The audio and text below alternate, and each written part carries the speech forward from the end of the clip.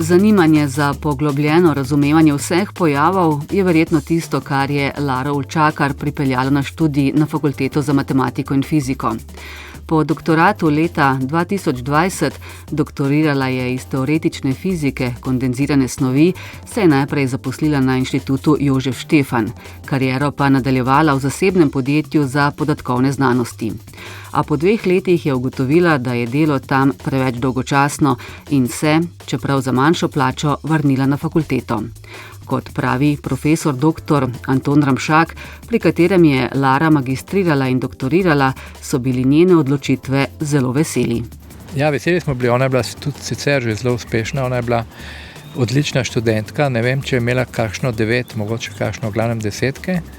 Potem, ko je pa delala doktorat, je pa na podlagi svojega dela dobila tudi prestižno takrat nagrado za doktorande, L'Orealovo nagrado za ženske v znanosti. Takrat prejela. Tako da smo bili malo razočarani, ko je šla stran in smo bili veseli, da je nazaj prišla. Anton Ramšak na Fakulteti za matematiko in fiziko predava kvantno mehaniko, je pa tudi vodja projekta Sequit, ki vzpostavlja prvo slovensko demonstracijsko omrežje za kvantno šifriranje. Pri tem projektu z Laro sodeluje tudi mladi raziskovalec Žiga Pušavec. Na neki točki je ona potrkala na vrata našega laboratorija, ker je zanimal ta novi projekt Sequit, ki ga imamo, kjer gradimo slovensko kvantno mrežo za komunikacije. In kar je bilo tukaj najbolj zanimivo, je bilo, da je bila ona v resnici zelo veliko časa pred tem čisti teoretik. Torej delala je z računalnikom, študirala fiziko trdne snovi, zdaj je pa pokazala zanimanje za neko zelo aplikativno, eksperimentalno fiziko. In ni bila čisto prepričana, a je to za njo ali ni. Tako da so v bistvu tistih prvih par tednov sva šla v laboratorij, jaz sem ji pač dal eno tak praktičen poskus za nares sklapljanje svetlobe v optično vlakno. To je tako, za nekoga, ki je že dolg časa v laboratoriju, je dosti trivialna stvar, ampak nekoga, ki pa prvič prije, je pa vsem tako malo tak nov koncept ne zaprobati. No, pa je bilo tako ona, no, pa bo to šlo, a ne bo šlo, tam je bilo nekaj šraufe zavrteti. Pa je pa kar hitro pač šlo, in je zelo hitro zapopadla, kaj je treba narediti.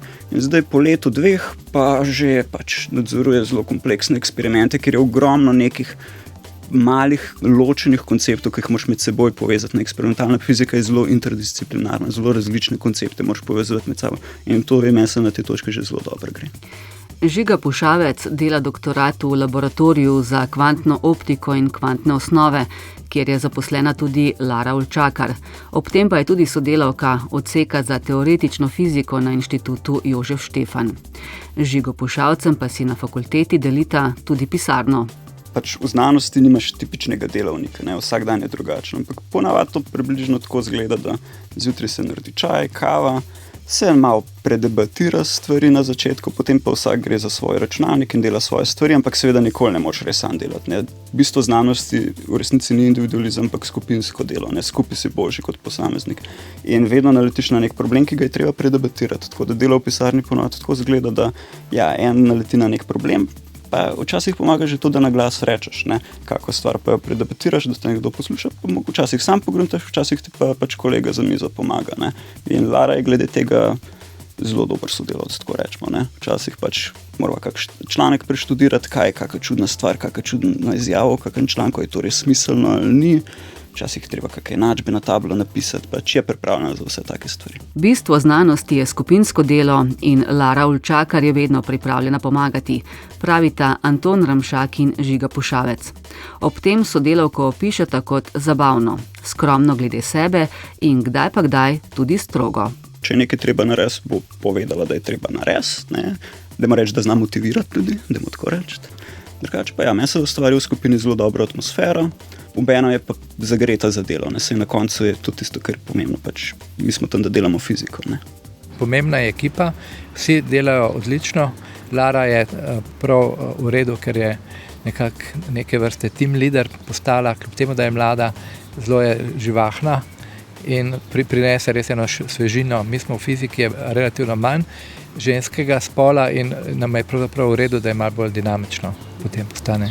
Tako imamo občutek, da ko je bila študentka, ni skoraj nič časa porabila za kaj drugega kot za študij. Zdaj se mi zdi, je enako, s tem, da se je le malo bolj razživela in tudi, kadar imamo kakšno zabavo in tako, je zraven.